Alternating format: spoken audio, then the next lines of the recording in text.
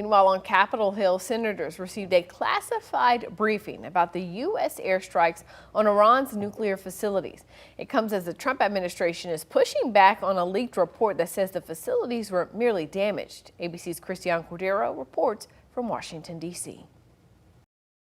Today, the U.S. airstrikes on Iran's nuclear facilities are under a microscope, with conflicting reports on whether the country's nuclear program was destroyed or merely damaged. The administration has adamantly rejected the classified preliminary report from the Defense Intelligence Agency that said the attack only set Iran's nuclear program back by months, chiding the media organizations who have reported its initial findings. This is preliminary, but leaked because someone had an agenda to try to muddy the waters and make it look like this historic strike wasn't successful. Sources familiar with the report tell ABC News Iran moved at least some of its supply of enriched uranium before the attack.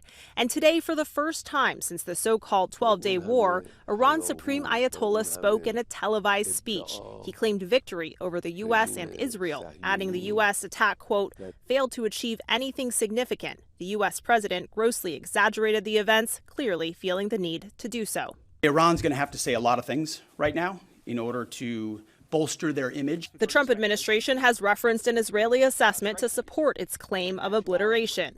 Israel concludes the U.S. bunker buster bombs destroyed the nuclear site's critical infrastructure, rendering it inoperable.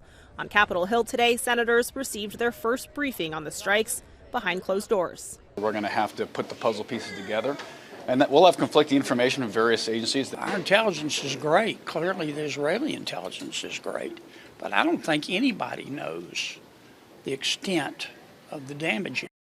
Intelligence sources tell ABC News in light of the preliminary report being leaked, the administration is planning on limiting Congress's access to a system that shares classified information, though the administration has not suggested where exactly the leak came from.